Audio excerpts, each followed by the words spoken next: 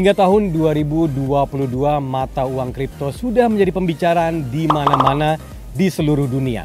Sejumlah negara seperti contohnya El Salvador sudah membangun kota Bitcoin dan mendapatkan energinya dari gunung berapi untuk menambang kripto.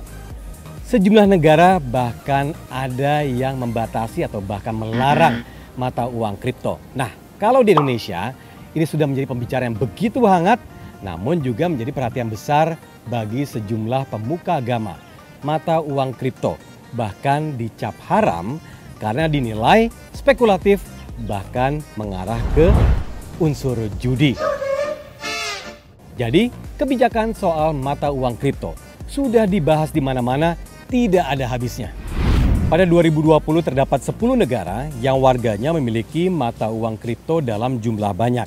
10 negara ini adalah Nigeria, Vietnam, Filipina, Turki, Peru, Cina, Swiss, Amerika Serikat, Jerman, dan Jepang. Dan Nigeria adalah negara yang paling tinggi pengguna kriptonya mencapai 34%. Bagaimana dengan Indonesia, Buddies? Ternyata Indonesia pengguna mata uang kripto sangat fantastis meningkatnya. Kita lihat data dari 2021, jumlah investor mata uang kripto ternyata meningkat lebih dari 138% atau mencapai 10 jutaan investor. Coba bandingkan dengan pasar modal yang ternyata di tahun 2021 hanya meningkat 7 jutaan investor saja. Nah, kalau nilai transaksinya ternyata lebih fantastis lagi, meningkat sekitar 636%, mencapai lebih dari 478 triliun rupiah.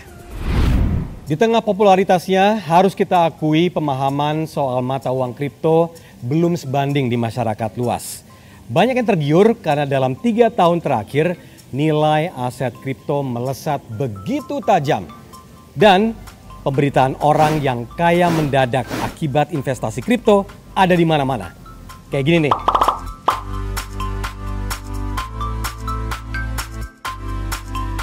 Nah, banyak yang tanpa belajar benar akhirnya memberanikan diri invest di kripto.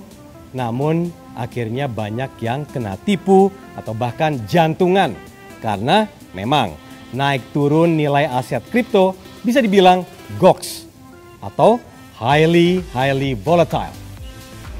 Di awal munculnya kripto, banyak sekali orang yang enggan mengadopsi mata uang kripto. Ya gimana? Jelasinnya aja ribet, teknis banget. Tapi ide utamanya adalah punya mata uang yang sifatnya decentralized atau tidak terpusat di satu regulator saja. Sementara mata uang yang kita gunakan sehari-hari terpusat di satu negara melalui bank sentralnya masing-masing. Lalu gimana caranya untuk decentralized? Blockchain adalah satu jaringan atau network, ya kalau fisiknya ya jaringan komputer kayak gini nih, yang bekerja untuk menyimpan dan mentransmisikan data dan saling terhubung antar blok menjadi semacam rantai digital. Nah, berbagai jenis data termasuk data transaksi dicatat dengan metode kriptografi atau anonim. Jadi bentuknya ya rangkaian kode-kode saja. Nah, dengan teknologi blockchain ini berarti apapun pergerakan data dicatat dan disinkronisasi secara bersamaan dalam sebuah jaringan yang gede banget. Ya kalau mau dicontohin, ibaratnya kalau ada orang ngutang sama saya, yang jadi saksi tuh 1 juta orang. Nah, nggak bisa ngelak lagi kan? Ya seperti itu, pencatatan yang disimpan dalam rantai blok yang gede banget membuat apapun yang terjadi dalam blockchain akan terekam abadi, harusnya, dan gak akan hilang. Itulah kenapa mata uang kripto menjadi terdesentralisasi. Karena terdesentralisasi, mata uang kripto memancing perdebatan tentang satu hal, yaitu siapa yang bertanggung jawab kalau ada apa-apa. Legalitas mata uang kripto menimbulkan perdebatan dan diskusi pelik di sejumlah negara. Ya gimana enggak, adopsi mata uang kripto lebih pesat dibandingkan regulasi yang mengaturnya. Perubahan yang terjadi bisa dibilang revolusi.